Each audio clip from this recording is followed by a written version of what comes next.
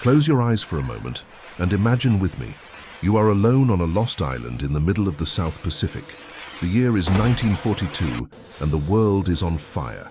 In the distance, you can hear the dull echo of Japanese mortars exploding against American positions. The smell of gunpowder and humid jungle invades your nostrils. Your hands tremble as they hold an M1 Garand rifle that seems too heavy for your 19 years of age. But it's not the fear of the Japanese that makes your heart race. It's what you're seeing in the tall grass ahead of you. Something is moving there. Something that shouldn't exist. You point the rifle, finger on the trigger, expecting to see an enemy sniper emerge from the vegetation. But when the grass finally opens, when you finally see what was hiding there, you realize you've spent the last 80 years of your life trying to forget that image, and failing miserably. My name is Sergeant Jack, and for more than 2 decades I've been investigating military reports that never made it into the official history books. Stories that were buried in classified files, whispered in veterans' bars, and taken to the grave by men who swore never to speak about what they saw. Today I'm going to tell one of those stories. This is the true story of Corporal James Morrison, a 19-year-old boy from Kansas who discovered that in Guadalcanal, the human enemy was just the beginning of his problems. It's the story of a creature that doesn't appear in any biology manual, of an encounter that challenged everything we know about reality, and of a military secret that was kept for 8 decades. It's the story that veterans whispered in bars, but that never made it to History Channel documentaries. And when you hear the ending, you'll understand exactly why. Because some truths are too dangerous to be told. Some truths can break the human mind. And some truths are still out there, waiting in the tall grass.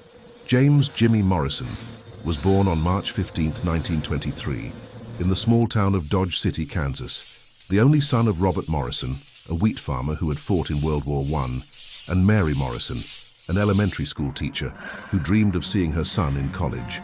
Jimmy was the kind of American boy you see on recruitment posters, tall, blonde, with blue eyes that shone with a mixture of innocence and determination. He had been quarterback of the school football team, student body president, and had been dating Sarah Beth Collins since he was 16. His plans were simple: marry Sarah after graduation, take over his father's farm, and raise a family in the heart of America. But then came December 7th, 1941. Jimmy was helping his father fix a fence when the neighbor, Mr. Peterson, came running across the field with a portable radio in his hands. "The Japanese attacked Pearl Harbor," he shouted, his voice choked. "We're at war." That night, Jimmy made the decision that would change his life forever. "Dad, I'm going to enlist," he said during dinner, his voice firm but his hands trembling slightly. Robert Morrison looked at his son for a long moment, seeing in him the same patriotic fire that had taken him to the trenches of France 25 years earlier. "I know, son," Robert replied. "I know." Jimmy enlisted in the Marines on December 8, 1941, just 1 day after Pearl Harbor.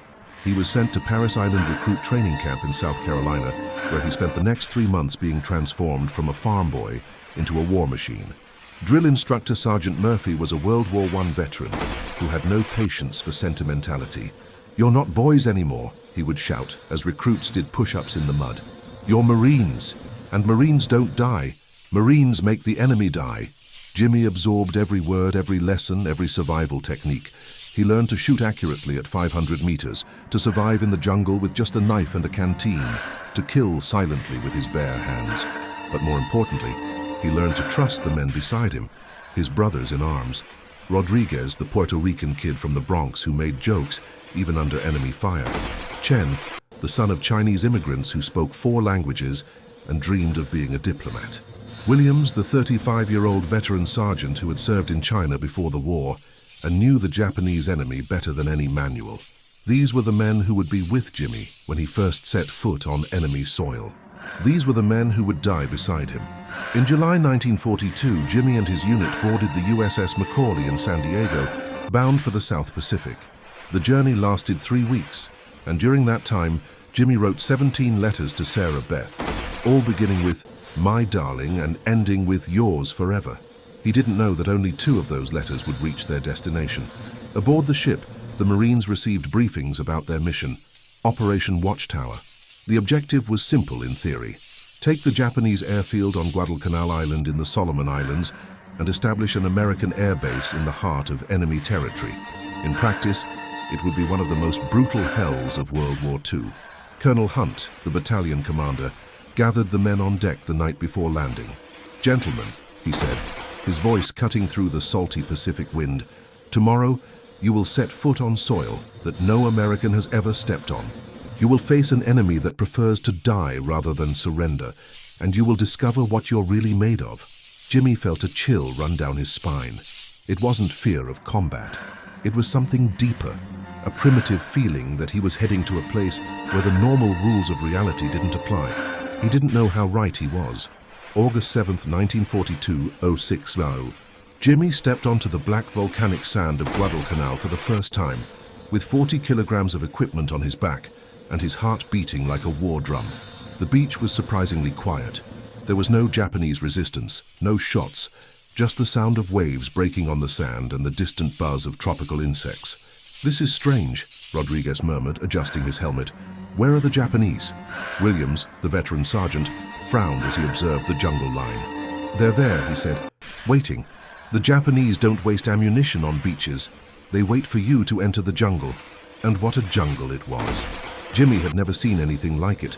The vegetation was so dense it looked like a solid green wall. Giant trees rose to impossible heights, their canopies blocking almost all sunlight. Vines thick as ship cables hung from the branches, creating a natural net that seemed designed to trap intruders. And the sounds. Even during the day, the Guadalcanal jungle produced a symphony of noises that weren't in any survival manual. Sharp screams that could be birds or something very different, cracking branches that suggested movement of large creatures, and underneath it all, a constant low hum that seemed to come from the earth itself. "What is this place?" Jimmy whispered to himself. Chen, who had studied geography in college, tried to reassure the group. "It's just a tropical island," he said. "Fauna and flora different from what we're used to. Nothing we can't handle." He was wrong. Guadalcanal wasn't just a tropical island. It was a place where evolution had taken strange paths, where nature had developed life forms that defied human understanding. It was a place where ancient creatures still roamed the jungle, hidden from the eyes of the civilized world. And Jimmy was about to encounter one of them.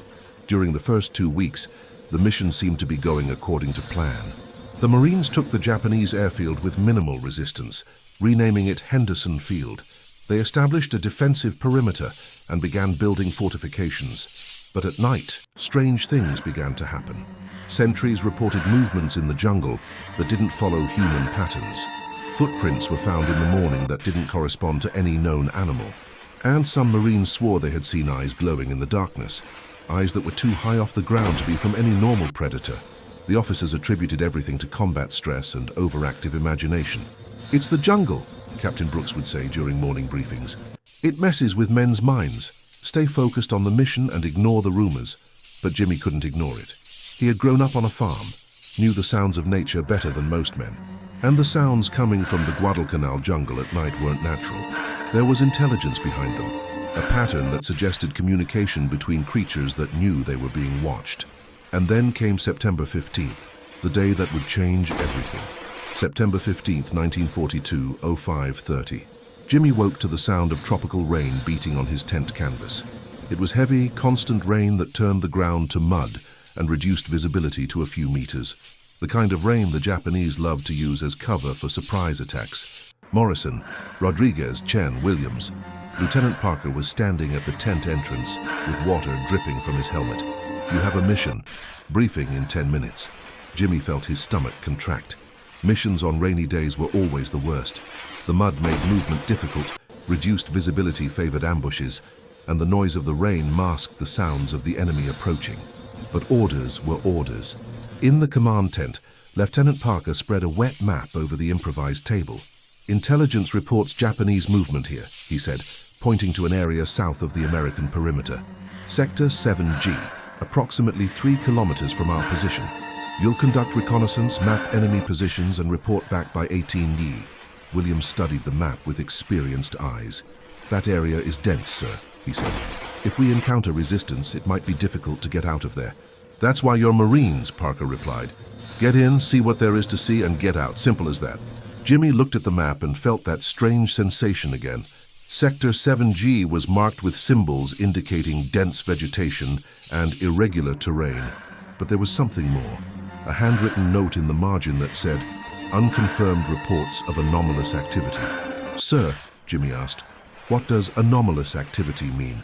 Parker hesitated for a moment. "Probably nothing. Some of our men reported strange sounds coming from that area. Movement that doesn't seem to follow Japanese tactical patterns, but it's likely just the jungle messing with their heads." Rodriguez laughed nervously. "Japanese ghosts, maybe?" "There are no ghosts in war, soldier," Williams said seriously. "Just living men and dead men. And our mission is to ensure the Japanese join the second group." At 06 Mile, the 4 Marines left the American perimeter and entered the Guadalcanal jungle. Only one of them would return alive. The rain had stopped, but the jungle still dripped like a giant sponge being squeezed. Jimmy followed behind Williams, who was clearing the way with a machete, cutting vines and branches that blocked the passage. Rodriguez came third, and Chen brought up the rear, always looking back to ensure they weren't being followed. With each step, Jimmy felt they were being watched. It wasn't combat paranoia. He had learned to distinguish between rational fear and genuine intuition. There were eyes in the jungle, multiple pairs of eyes that followed them through the dense vegetation, always maintaining the same distance. "Are you guys feeling this?" he whispered to Rodriguez. "Feeling what?" "Like we're being followed." Rodriguez stopped and looked around, his hand instinctively going to the rifle stock. "Now that you mention it, yes, there's something wrong here." Williams, who had stopped to consult the compass, turned to the two. "Stay focused," he said in a low voice. "We're in enemy territory. It's natural to feel watched, but don't let paranoia interfere with the mission." They continued walking. At 10:30, they reached a small clearing where they could finally see the sky. The tropical sun was strong, creating a dramatic contrast between the intense light of the clearing and the green darkness of the surrounding jungle. That's when Chen made the discovery. "Guys," he called, pointing to the ground, "look at this." Jimmy approached and felt his blood freeze in his veins. On the muddy ground of the clearing, there were footprints, but they weren't human footprints, nor from any animal Jimmy knew. They were large, the size of a dinner plate, and had a shape that defied logic.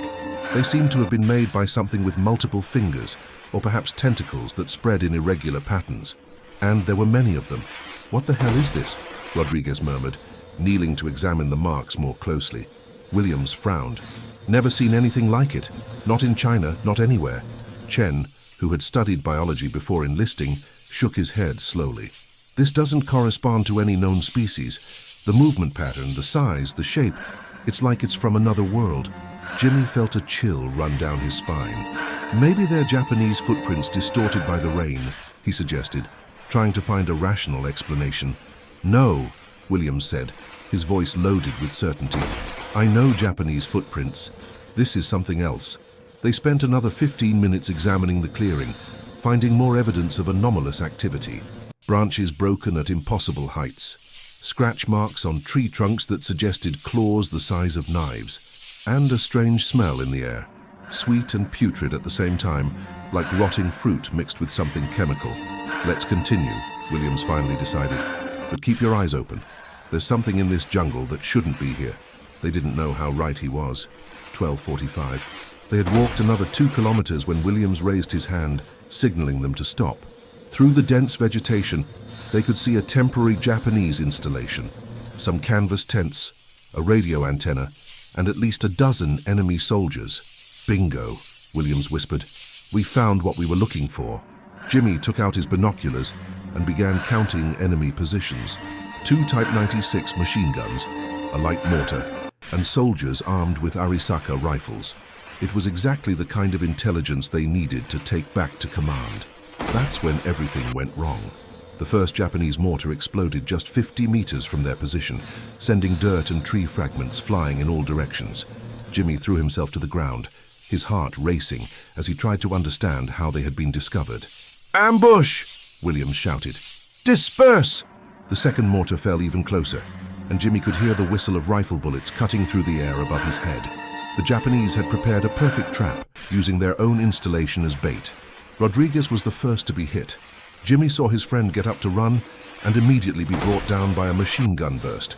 The kid from the Bronx who always made jokes fell in the mud with a fist-sized hole in his chest, his eyes still open, but already lifeless.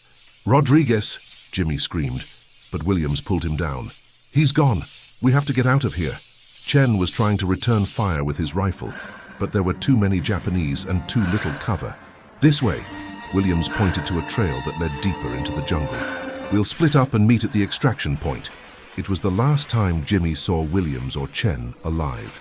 He ran through the jungle like he had never run in his life, with bullets whistling around him and Japanese shouts echoing behind him. Branches cut his face. Roots tried to trip him, but he didn't stop.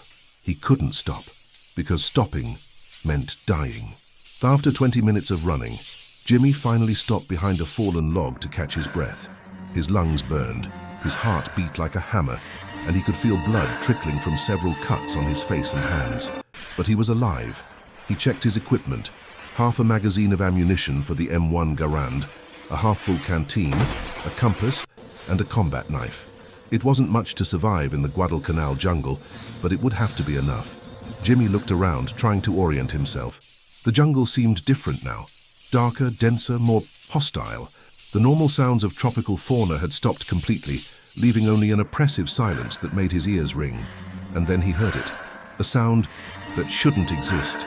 A kind of dragging, as if something very heavy was moving through the tall grass, but without the rhythmic pattern of human steps.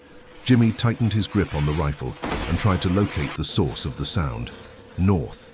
It was definitely coming from the north, but when he looked in that direction, the tall grass was completely still. That's when Jimmy realized his real fight for survival was just beginning, and that the Japanese were the least of his problems.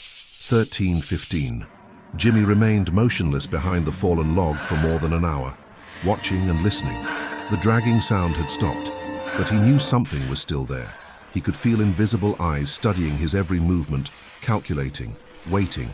Thirst began to bother him. His canteen was half full, and he knew he needed to conserve water. In the tropical jungle of Guadalcanal, dehydration could kill a man in a matter of hours. But drinking meant making noise, and making noise meant revealing his position. To whom? To what? Jimmy forced himself to think rationally. He was approximately 5 kilometers from the American perimeter.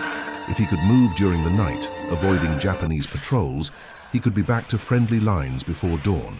The plan was simple. The execution would be another story. At 14:30, Jimmy finally decided to move. He got up slowly, checked the direction on the compass, and began walking north, always staying in the cover of dense vegetation. That's when the sound returned. This time it was closer, and more intentional, as if something was deliberately making noise so he would know he was being followed. Jimmy stopped, his heart racing, and looked around. Nothing. The tall grass swayed gently with the tropical breeze, but there was no sign of abnormal movement, no visible footprints, no disturbance in the vegetation, but the sound had been real. Jimmy continued walking, but now with the rifle in shooting position. Every shadow seemed to hide a threat. Every movement of vegetation made his finger contract on the trigger, and then he saw the footprints again. 15. Wow. Jimmy had reached another small clearing when he saw the marks on the ground. They were the same strange footprints they had found in the morning, but now there was something different. They formed a circular pattern around a dead tree in the center of the clearing, as if something had been dancing. Jimmy approached cautiously. The rifle pointed forward. The footprints were fresh, the mud was still wet at the edges, indicating they had been made recently. Very recently. Maybe while he was watching. In the center of the circle, around the dead tree, Jimmy found something that made his blood freeze. Bones. Many bones. Some clearly human. Ribs, femurs, skulls. Others from animals he couldn't identify, and some that didn't seem to be from any terrestrial creature. The bones were arranged in complex geometric patterns, as if they were part of some macabre ritual. There were symbols carved into the bark of the dead tree, symbols that didn't correspond to any language Jimmy knew, neither Japanese nor from any local tribe. Jimmy took a photo with the camera he carried to document enemy positions. He knew no one would believe what he was seeing without physical evidence. That's when he heard the breathing. It wasn't human breathing. It was something deeper, slower, like the sound of a giant bellows being operated. And it came from somewhere above him. Jimmy looked up. In the treetops around the clearing, he could see dark shapes moving among the branches. Shapes that were too big to be monkeys, but that moved with an agility that defied their apparent anatomy. and they were all looking at him. Jimmy backed away slowly, keeping the rifle pointed up. The shapes in the trees moved with him, always maintaining the same distance like experienced predators circling prey. "What are you?" he whispered. As if they had heard his question, the creatures in the trees emitted a sound that Jimmy would never forget. It was part roar, part song, part something that had no name in any human language. A sound that seemed to come from another world, from another time. A sound that spoke of ancient hunger and malevolent intelligence. Jimmy ran. 15:30, 18. For the next 2.5 hours, Jimmy ran through the Guadalcanal jungle like a possessed man. Behind him, he could hear the creatures moving through the treetops, always keeping pace, never getting too close but never allowing him to escape completely. It was as if they were playing with him. Jimmy stopped several times to try to ambush them, hiding behind logs or in natural depressions in the terrain. But the creatures seemed to know exactly where he was. When he stopped, they stopped. When he moved, they moved, as if they could read his mind. At 16:45, Jimmy reached a small stream and decided to try a different tactic. He entered the water and began walking against the current, hoping this would confuse his trail. For a few minutes, it seemed to work. The sound of the creatures in the trees became more distant, and Jimmy began to believe he had managed to lose them. He continued following the stream, which meandered north in the general direction of the American perimeter. That's when he saw the first creature clearly. It was standing on the stream bank about 50 meters ahead of him, as if it had been waiting for him. Jimmy stopped in the water, his heart beating so loud he was sure the creature could hear it. And finally, he could see what had been chasing him. The creature was approximately the size of an adult man, but its anatomy was completely alien. Its skin was translucent, revealing organs that pulsed with phosphorescent light underneath. Its limbs were too long for its torso, and moved independently, as if each arm and leg had its own consciousness. But it was the eyes that most disturbed Jimmy. The creature had multiple eyes, scattered all over its head and neck. Some were large as plates, others small as coins. All moved independently, focusing on different aspects of Jimmy simultaneously, and all glowed with ancient and malevolent intelligence. The creature tilted its head, studying Jimmy like a scientist would study an interesting specimen. Then, to Jimmy's absolute horror, it smiled, with a mouth that opened in places where there shouldn't be a mouth. Jimmy raised the rifle and fired. The shot echoed through the jungle like thunder, sending birds flying from the trees in all directions. Jimmy saw the bullet hit the creature in the center of the chest, where the heart should be. The creature looked at the hole in its chest with curiosity. Then it laughed. It was a sound that Jimmy would hear in nightmares for the rest of his life. The creature began moving toward Jimmy, walking on water, as if it were solid ground. The bullet hole in its chest slowly closed, the translucent skin regenerating before Jimmy's eyes. "This is impossible," Jimmy murmured, backing away in the water. He fired again. And again, and again. Each bullet hit the target, but the creature continued approaching, regenerating each wound in a matter of seconds. When Jimmy pulled the trigger for the 5th time, he heard only the click of the empty rifle. The creature was now just 10 meters away, and Jimmy could see details that would make any sane man question his sanity. The creature's skin wasn't just translucent, it was semi-transparent, allowing him to see organs that didn't correspond to any known anatomy. Multiple hearts beating in different rhythms, something that seemed to be a brain, but that extended throughout the torso like a complex neural network. And the eyes. God, the eyes. All the creature's eyes were now focused on Jimmy, studying him with an intensity that made his skin crawl. It was as if it was reading not just his thoughts, but his soul. Jimmy made the only sensible decision left to him. He ran. 18 facts, 20 facile. Jimmy ran through the Guadalcanal jungle like he had never run in his life. Behind him, he could hear not just one creature, but several. The sound of multiple bodies moving through the vegetation, always keeping pace, always approaching. They were hunting in a pack. Jimmy jumped over fallen logs, slid down muddy slopes, and forced his way through tangles of vines that cut his skin like razors. His uniform was in tatters, his body covered with cuts and scratches, but he didn't stop. Stopping meant death. Or something worse. At 18:30, Jimmy reached a deep ravine that blocked his path. It was too wide to jump, and the walls were too steep to climb quickly. He was trapped. The creatures knew it. Jimmy could hear them approaching through the jungle, moving slower now, savoring the hunt. He looked around desperately, searching for an exit, any exit. That's when he saw the cave. There was a small opening in the ravine wall, half hidden by vines and vegetation. It was too narrow for the large creatures that were chasing him, but maybe it was big enough for him. Jimmy had no choice. He squeezed through the opening, feeling the rocks scrape against his ribs. The cave was dark and humid, with a smell of mold and something else. Something sweet and putrid that made his stomach turn, but it was a hiding place. Jimmy crawled deeper into the cave, using his hands to guide him in the total darkness. Behind him, he could hear the creatures reaching the ravine, their strange sounds echoing off the rocky walls. They knew where he was. Jimmy found a depression in the cave wall and huddled there, trying to become invisible. His heart beat so loud he was sure the creatures could hear it, even through the rock. And then they began trying to enter the cave. Jimmy could hear scratching sounds at the entrance, like giant claws trying to widen the opening. Pieces of rock fell from the ceiling, and he could feel the cave trembling with the creatures' efforts. But the opening was too small. After an hour of trying, the creatures finally gave up. Jimmy heard their strange sounds moving away, echoing through the ravine until they disappeared completely. But he knew they hadn't gone away. They were waiting. 20B. 6 months.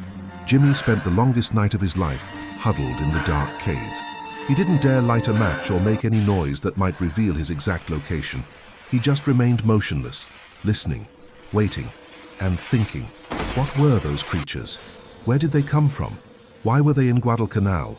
Jimmy tried to find rational explanations, but each theory he formulated was more absurd than the previous one. Japanese experiments gone wrong? Unknown species that evolved in isolation on the island? Something even more impossible? Around midnight, Jimmy heard sounds coming from the back of the cave. They weren't the creatures that had chased him. It was something different, smaller but equally disturbing. Something was living in the cave with him. Jimmy remained completely motionless, barely daring to breathe. The sounds approached, a kind of wet dragging, like giant slugs moving over rock. And there was a smell that got stronger every minute, the smell of decomposing flesh. Jimmy closed his eyes and prayed silently, promising God that if he survived that night, he would never complain about anything in his life again. He thought of Sarah Beth, of his parents, of the farm in Kansas, of everything that was normal and safe and human, of everything those creatures were not. The hours passed with agonizing slowness. Jimmy dozed several times, always waking with a start when he heard some new sound. His throat was dry as paper, his muscles ached from staying in the same position, and he began to wonder if it wouldn't be better to leave the cave and face the creatures directly. At least it would be quick. But then, at a 6 bags, he saw the first light of dawn filtering through the cave entrance. He had survived the night. Jimmy waited another hour before moving, making sure the creatures had really gone away. Then slowly he crawled toward the cave entrance. What he saw when he emerged would change his life forever. September 16th, 1942, 07 found. Jimmy emerged from the cave like a reborn man. The tropical sunlight had never seemed so beautiful, so comforting. He breathed deeply the morning air, feeling grateful to be alive. But his gratitude lasted only a few seconds. The ravine was full of footprints. Not just the strange footprints he had seen before, but dozens of different types. Some small as coins, others large as manhole covers, all with shapes that defied any known biological classification. And they all led in the same direction. Jimmy followed the footprints with his eyes and felt his heart stop. They led to an opening in the opposite wall of the ravine, an opening he hadn't noticed the night before. It was large, dark, and from inside it came a low, constant sound, like a giant buzzing. Jimmy knew he should leave, knew he should find his way back to the American lines and report what he had seen. But something pulled him toward that opening, a morbid curiosity that was stronger than his survival instinct. He needed to know. Jimmy checked his combat knife, the only weapon he had left, and began descending the ravine wall. Each step was calculated, each movement silent. He had learned to move like a ghost during training, and now this skill could save his life, or lead him straight to death. 0730. The opening in the ravine wall led to a natural tunnel that extended deep into the rock. Jimmy lit his last match and saw that the walls were covered with the same strange symbols he had found on the dead tree. But these were different, older, more elaborate. The tunnel descended in a gentle spiral, and the buzzing got louder with each step. Jimmy could feel a vibration in the soles of his feet, as if something gigantic was moving in the depths of the earth, something that was awakening. After 10 minutes walking in the dark, Jimmy saw a faint light ahead. It wasn't sunlight, it was something phosphorescent, with an alien quality that made his eyes water. And the smell. God, the smell. It was the same sweet and putrid odor he had smelled before, but now multiplied by 1,000. Jimmy had to cover his nose and mouth with his shirt sleeve to keep from vomiting, but he kept walking. The tunnel finally opened into a gigantic cave, and Jimmy saw something that completely destroyed his understanding of reality. The cave was the size of a cathedral, with the ceiling lost in the darkness above. But it wasn't the size that shocked Jimmy. It was what was inside it. Hundreds of creatures, all different, all impossible, all clearly intelligent. Jimmy saw creatures that seemed to be made of liquid light, others that were just shadows with eyes. There were beings that defied Euclidean geometry, existing in more dimensions than the human eye could process, and in the center of it all, something that had no name. It was gigantic, perhaps 30 meters tall, and seemed to be made of living flesh that constantly reorganized itself. Tentacles the size of trees extended from its central body, each ending in something that could be a mouth, or an eye, or something even stranger. And it was looking directly at Jimmy. "Welcome," said a voice that came from nowhere and everywhere at the same time. "We were waiting for you." Jimmy tried to run but found he couldn't move. "Don't be afraid," the voice continued. "You are special. You can see us as we really are. Most humans cannot." "What are you?" Jimmy managed to whisper. "We are the first," the voice replied. "We were here before the dinosaurs, before life as you know it. We slept for eons, waiting for humanity to evolve enough to understand us. Why now? Why here? The war awakened us, the blood, the death, the pain. All of this resonates through dimensions. And Guadalcanal is a convergence point, a place where the barriers between worlds are thin." Jimmy felt his sanity beginning to fragment. "Are you going to kill me?" The gigantic creature laughed, and the sound made the cave walls tremble. "Kill? Oh, no. You are too valuable to die. You will be our messenger, our prophet. You will carry our word to the human world." "Never," Jimmy said, finding courage he didn't know he possessed. "Oh, but you will," the voice said, and Jimmy felt something moving in his mind. "Because now you are part of us." Jimmy felt excruciating pain at the base of his skull, as if something was being engraved in his brain with red-hot iron.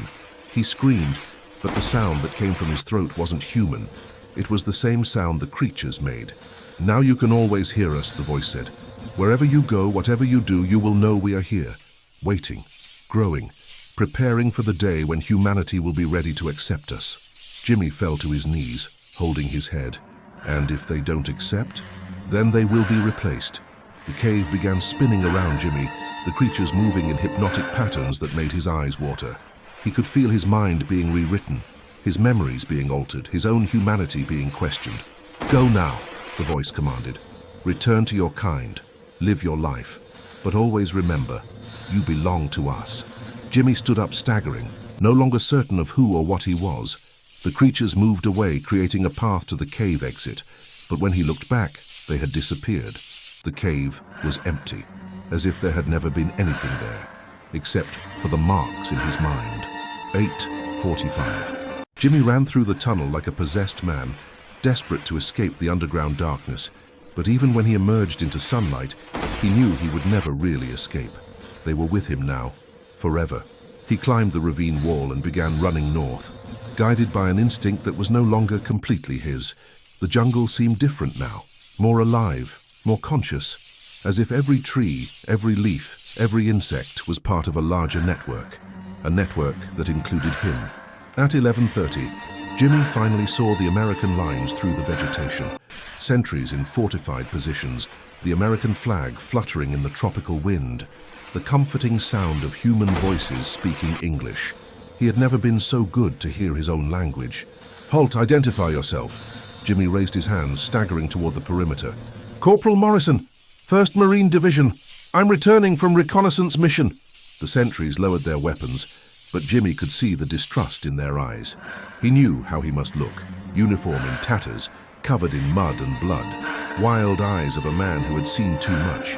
It was the look that all soldiers learned to recognize, the look of someone who had broken. "Where are the others, Morrison?" asked Sergeant Davis. Jimmy opened his mouth to answer, but the words didn't come. How could he explain? How could he tell about impossible creatures and caves full of ancient horrors? "Dead," he finally managed to say. All dead. It was technically true.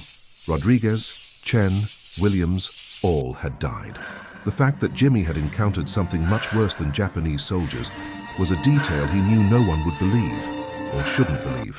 12 paw, 16 dal. Jimmy was taken directly to the command tent, where he spent the next 4 hours being interrogated by intelligence officers.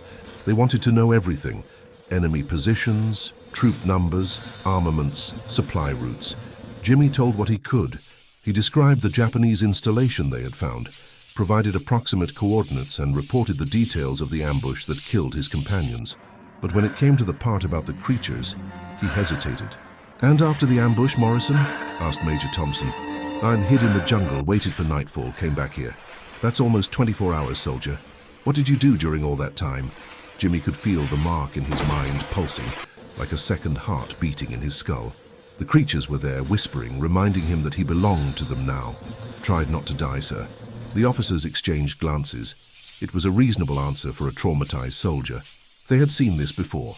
Men who returned from missions alone with gaps in their memories, unable to explain how they had survived. Combat stress was a convenient explanation. "Morrison," said Major Thompson, "you've been through a traumatic experience. It's normal to have difficulties remembering all the details. We'll arrange for you to be examined by the doctor." Jimmy nodded, grateful not to have to explain more. But when he left the command tent, he could swear he heard laughter coming from the jungle. Laughter that wasn't human. 1630. Dr. Harrison was an experienced military doctor who had treated hundreds of combat stress cases.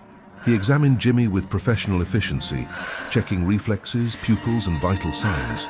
"Physically, you're fine," he said. "Some cuts and scratches, mild dehydration, but nothing serious." "And mentally, doctor?" Dr. Harrison hesitated. "You've been through significant trauma, lost close friends, survived alone in enemy territory. It's natural to have reactions." "What kind of reactions?" "Nightmares, flashbacks, difficulty sleeping, sometimes auditory or visual hallucinations. The human mind has strange ways of processing extreme experiences." Jimmy nodded, but knew that what he had experienced weren't hallucinations. The mark in his mind was real. The creatures were real, and they were still there in the jungle waiting. "Doctor," Jimmy said carefully, "what if someone saw things that shouldn't exist?" Dr. Harrison frowned. "What kind of things, Morrison?" Jimmy almost told. Almost described the creatures, the cave, the voice that still echoed in his mind. But then he saw the expression on the doctor's face, the expression of someone preparing to diagnose insanity. "Nothing, doctor. Just asking." "Morrison, if you're having visions or hearing voices, I need to know. It's important for your treatment." "I'm fine, doctor. Just tired." Dr. Harrison made some notes in Jimmy's file. "I'll recommend 3 days of rest and observation. If symptoms persist, it might be necessary to transfer you to a military hospital in Hawaii." Jimmy nodded, but knew that no hospital could cure him of what had happened. Some wounds were permanent. September 16th, 1942. Jimmy spent the next 4 nights in a medical tent, officially under observation, but he knew he was really being watched. The officers wanted to make sure he didn't pose a risk to himself or others. If they knew the truth, they would be more worried. Every night Jimmy heard the sounds. They weren't the normal sounds of the tropical jungle. They were the sounds of the creatures moving, communicating, planning. And always, in the back of his mind, he could hear the voice of the gigantic entity. "Remember who you are now," it whispered. "Remember who you belong to." Jimmy tried to resist. He prayed, tried to concentrate on memories of home, of Sarah Beth, of everything that was normal and human. But the mark in his mind was like an infection that spread, corrupting his thoughts, and he began to dream of the cave. In the dreams, he returned to that terrible place repeatedly, but now he wasn't afraid. Now he understood. The creatures weren't monsters. They were the next steps in evolution. They were the future, and humanity was the past. Jimmy woke from these dreams with tears in his eyes, not from fear, but from something he couldn't name. It was as if part of him was beginning to accept what had happened, to accept what he had become, and that terrified him more than any creature. September 20th, 1942, 10 miles. Jimmy was called again to the command tent, where Major Thompson waited for him with a grave expression. "Morrison, we've made a decision about your future." Jimmy straightened up, trying to look like a normal soldier. "Yes, sir. You've been through a traumatic experience that has clearly affected your ability to serve effectively. Dr. Harrison recommends medical transfer." "Sir, I can continue fighting. I'm fine." "No, Morrison, you're not fine, and that's not a dishonor. You did your duty, lost friends, survived the impossible, but now you need proper treatment." Jimmy felt relief mixed with terror. Part of him desperately wanted to leave Guadalcanal, escape the proximity of the creatures, but another part, the part that had been marked, didn't want to move away. "Where to, sir?" "Pearl Harbor Naval Hospital. They have specialists in combat trauma. You'll receive the best possible treatment." "And after?" "After, probably medical discharge. You'll go home, Morrison. The war is over for you." Jimmy nodded, but knew the war would never really end. Not for him. September 22nd, 1942, 06B. Jimmy was on the beach of Guadalcanal for the last time, waiting for the seaplane that would take him away from the island. Around him, other wounded and soldiers with medical problems awaited the same transport. But Jimmy was the only one who constantly looked toward the jungle. He could feel the creatures there, watching, waiting. The mark in his mind pulsed like a compass, always pointing toward the cave where it all began. "You will return," whispered the familiar voice. "When we are ready, you will return." The seaplane landed in the lagoon with a roar of engines, sending saltwater spray over the beach. Jimmy picked up his small backpack, all that remained of his belongings, and walked toward the plane. But before boarding, he looked back one last time. For a moment, Jimmy could swear he saw dark shapes moving in the jungle line, shapes that waved at him, as if saying goodbye to a friend who would soon return. And deep in his mind, he knew they were right. Jimmy boarded the seaplane and never saw Guadalcanal again, but Guadalcanal never left him. Pearl Harbor Naval Hospital, October 1942. Jimmy spent 3 months in the military hospital, officially being treated for war neurosis, the medical term of the time for what we now call post-traumatic stress disorder. The doctors were competent and well-intentioned, but how could they treat something that was beyond human understanding? They tried talk therapy, medications, even electric shock therapy. Nothing worked, because Jimmy's problem wasn't in his mind, it was in his soul. During therapy sessions, Jimmy learned to lie convincingly. He told the doctors what they wanted to hear, that he was processing the trauma of losing his friends, that the hallucinations were diminishing, that he felt ready to return to civilian life. All lies. The truth was that the mark in his mind was getting stronger every day. He could hear the creatures more clearly, dreamed of the cave every night, and began to understand fragments of the alien language they spoke. And most terrifying, he was beginning to like it. January 1943, Jimmy returned to Dodge City on a military train, officially discharged for medical incapacity. His parents waited for him at the station, along with Sarah Beth, all with forced smiles and tears in their eyes.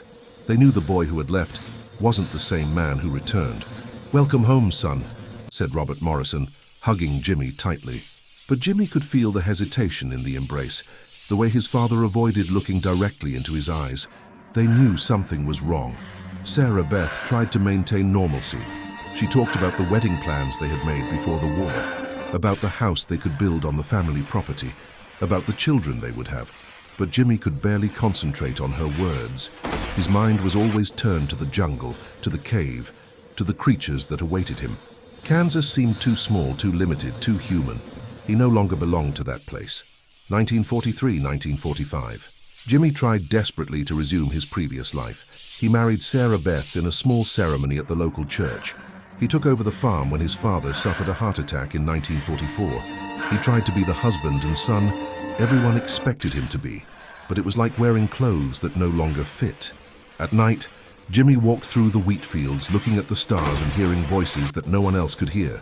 The creatures spoke to him across dimensions, telling about other worlds, other realities, other possible futures for humanity. and he began to write. Jimmy kept a secret diary, hidden in the house attic.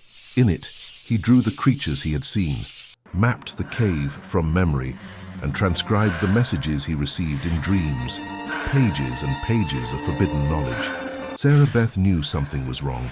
Her husband woke up screaming every night, talked to himself in languages she didn't recognize, and sometimes she found him standing in the middle of the field, staring at nothing with an expression that terrified her.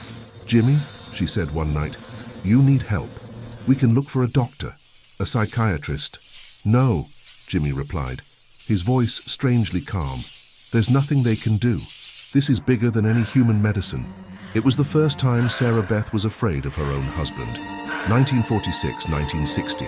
Jimmy and Sarah Beth had 3 children, Robert Jr., Mary, and Thomas. Jimmy loved his children with an intensity that sometimes surprised him. They were his anchor to humanity, the only thing that prevented him from getting completely lost in the darkness that grew in his mind. But he also feared them, because Jimmy could see that the mark was spreading, not physically, but spiritually. His children sometimes talked about imaginary friends that had strange shapes. They drew creatures they shouldn't know, and sometimes Jimmy found them standing in the field, looking at the sky with the same expression he recognized in himself. The infection was spreading through generations. Jimmy tried to protect them. He burned their strange drawings, forbade them from playing alone in the field, and kept them always close to home after nightfall. But how do you protect your children from something that lives inside you?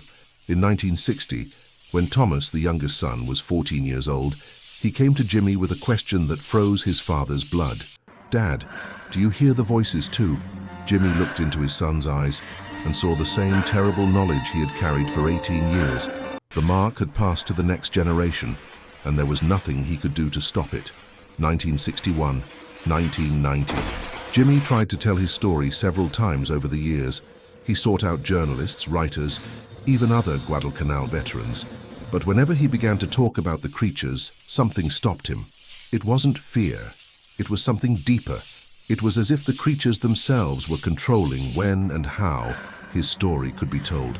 Jimmy could talk about the war, about the ambush, about losing his friends. But when it came to the part about the cave, the words simply wouldn't come out, or they came out in a way that no one believed. Post-traumatic stress, the doctors said. War hallucinations, the psychiatrist said. Fantasy, the skeptic said. Jimmy learned to keep silent. He continued writing in his secret diary, documenting every dream, every vision, every message he received. But he never again tried to share the truth with the world. The world wasn't ready, and maybe never would be. 1990, 2018. Jimmy lived to be 95, an impressive age for someone who had carried so much psychological weight for so long. He saw his children grow up, marry, and have their own children. He saw the world change in ways he never could have imagined in 1942. But the creatures remained constant. They still spoke to him, still visited him in dreams, still reminded him that he belonged to them. And Jimmy began to realize they were waiting for something specific. They were waiting for him to die. Because death, Jimmy discovered, wasn't the end of the mark. It was just the beginning of the next phase. When he died, the connection would become stronger, not weaker. He would become one of them. In his last years, Jimmy became obsessed with the idea of breaking the cycle. He couldn't save himself. It was too late for that. But maybe he could save his descendants. Maybe he could warn the world. December 2018. Jimmy Morrison was on his deathbed when he called his oldest grandson, Michael, for a private conversation. Michael was a journalist, worked for a local newspaper, and Jimmy knew he had an open enough mind to at least listen and maybe believe. "Michael," Jimmy whispered, his voice weak but determined, "there's something I need to tell you about Guadalcanal. Something I promised never to speak about, but that I can't take to the grave." Michael leaned closer. "Grandpa, you don't need to." "I need to, yes. Because if I don't tell now, the truth dies with me. And there are things in this world that are too dangerous to be forgotten." Jimmy told everything. Every detail, every horror, every moment of his experience in Guadalcanal. Michael listened in silence, his eyes widening with each revelation. When Jimmy finished, the room was in absolute silence. "Grandpa," Michael finally said, This is impossible. I know how it sounds, but it's true. Every word." Jimmy pointed to a loose board in the floor. "Under there, My diary. 76 years of records, drawings, maps, everything documented. Michael found the diary and leafed through the yellowed pages. The drawings were incredibly detailed. The creatures seemed to leap from the pages, so vivid and terrifying that Michael had to close the book several times to regain his composure. "Why did you never tell this before?" "Because they wouldn't let me," Jimmy said. "But now they want the story to be told, because the time has come." "Time for what?" Jimmy looked out the window at the darkness outside. "For them to return. War is coming again, Michael. Not a war between nations, but a war between species. And when it comes, humanity will need to be prepared." Jimmy died 3 days later, 2019, 2024. Michael Morrison brought his grandfather's story to me in 2019. He had tried to investigate on his own, but hit a dead end. Official military records confirmed the basic facts: the reconnaissance mission, the death of the other Marines, Jimmy's traumatized return, but there was no mention of the creatures. I spent the last 5 years investigating this story. I talked to other Guadalcanal veterans, researched classified military files, and even visited the island personally. What I found convinced me that Jimmy was telling the truth. At least 12 other Marines reported anomalous encounters in Guadalcanal between 1942 and 1943. All were officially diagnosed with combat stress. All were instructed never to speak about what they saw. And all took their secrets to the grave, except Jimmy, and now you. Today, Guadalcanal is a peaceful island in the Solomon Islands. Tourists visit the war memorials. Divers explore the wrecks on the ocean floor, and life goes on normally. But if you talk to the local residents, they'll tell you a different story. They speak about certain areas of the island where it's better not to go alone, especially when the tall grass begins to move without wind. They have names for the creatures that live there. Tabu Mori, the ancient guardians, and according to local legends, they're still there, waiting, growing, preparing. Jimmy Morrison spent 76 years carrying a secret that almost destroyed his sanity. He saw things that shouldn't exist, was marked by forces beyond human understanding, and lived knowing that one day those forces would return. And according to his diary, that day is coming. The last entries, written just days before his death, speak of convergence signs, sightings of similar creatures in other parts of the world, people reporting shared dreams about underground caves, scientists discovering geological anomalies they can't explain. The world is changing. And maybe, just maybe, Jimmy Morrison was right about one thing. Humanity needs to be prepared, because if the creatures of Guadalcanal really exist, if they really are waiting for the right moment to emerge, then our species may be facing a threat that makes any human war insignificant in comparison. I end this investigation with more questions than answers. Were the creatures that Jimmy Morrison encountered real? Are they still there, hidden in the depths of Guadalcanal?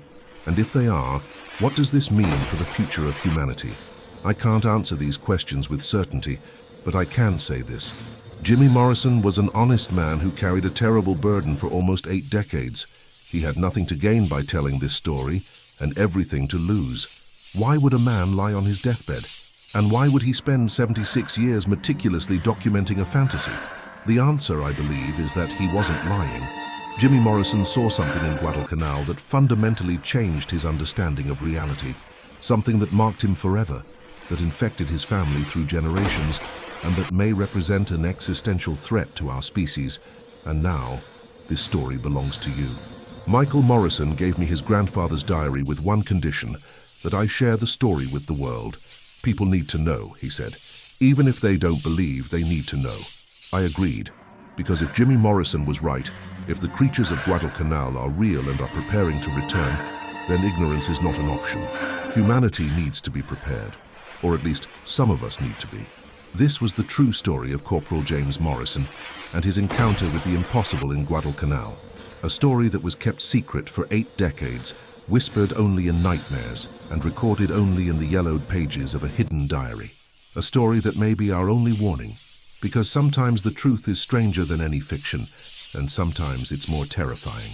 If you know other military reports that defy official explanation, if you've heard similar stories from veterans in your family, or if you simply believe there are more mysteries in this world than we officially admit, leave it in the comments. Share your theories and keep your eyes open. Because if Jimmy Morrison was right, if the ancient creatures really are returning, then the next war won't be between nations. It will be between species, and humanity may not be prepared to win. Sergeant Jack, ending transmission, but the story continues. Somewhere in the jungle of Guadalcanal, in the darkness of deep caves, ancient creatures wait, and they remember Jimmy Morrison. They remember all of us. Some truths are too dangerous to be told. Others are too dangerous to be forgotten. From the Diary of James Morrison, last entry, December 2018.